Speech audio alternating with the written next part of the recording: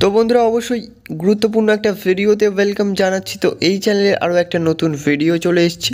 তো অবশ্যই এই ভিডিওতে আমি কিন্তু ইন্ডিয়ান ফুটবল রিলেটেড কিছু আপডেটস দেবো। তো ভিডিওটা স্কিপ না করে সম্পূর্ণ দেখতে থাকো। তো চলো বন্ধুরা ভিডিওটা শুরু করা যাক।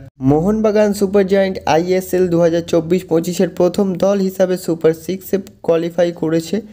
পাঞ্জাব এফসির বিপক্ষে দুর্দান্ত পারফরমেন্স দেখিয়ে 3-0 গোলের জয় তুলে নিয়েছে তারা।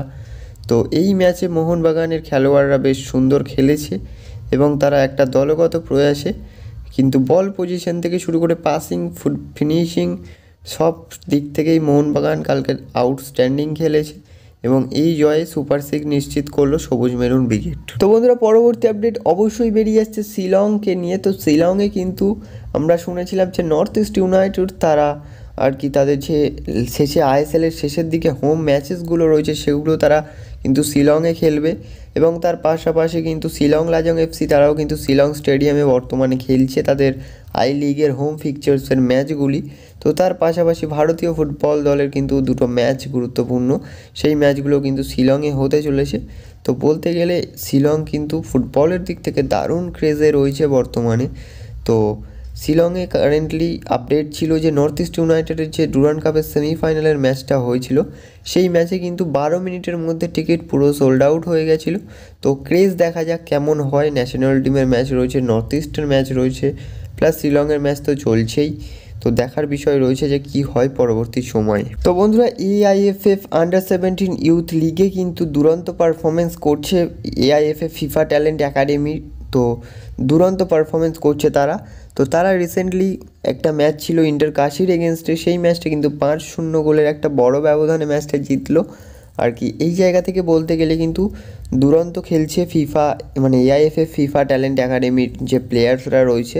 তো তাদের আপকামিং ম্যাচ রয়েছে সানডে 9 তারিখ ইউনাইটেড স্পোর্টস ক্লাবের এগেনস্টে নৈহাটি বঙ্কিমাঞ্জলি স্টেডিয়ামে। তো দেখা যাক কী হয় পরবর্তী ম্যাচটা।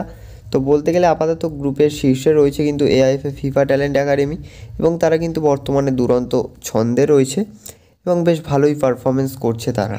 তো বন্ধুরা চলে যাব ভিডিওর শেষ আপডেটের দিকে। তো এই আপডেটটা অবশ্যই কিন্তু কোনো আপডেট নয়, মানে এটা একটা ম্যাচ সম্পর্কে কথা বলবো।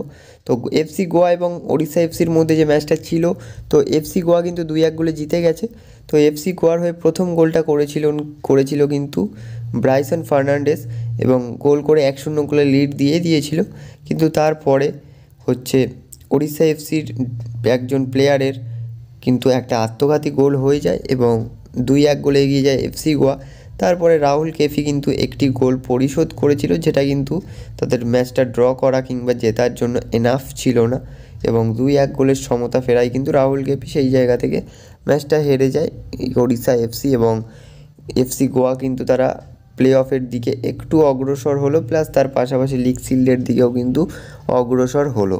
তো দেখা যাক পরবর্তী ম্যাচগুলোতে কি হয় এবং আমরা পুরো ডিটেলসে একটা ভিডিও আনবো যে মোহনবাগানকে কী করতে হবে লিগ শিল্ড জিততে গেলে, সেই রিলেটেড কিন্তু একটা পুরো পার্টিকুলার ভিডিও আসছে। তো চ্যানেলটা সাবস্ক্রাইব করে রাখো বন্ধুরা। দেখা হচ্ছে পরবর্তী ভিডিওতে। Thanks for watching and keep supporting guys.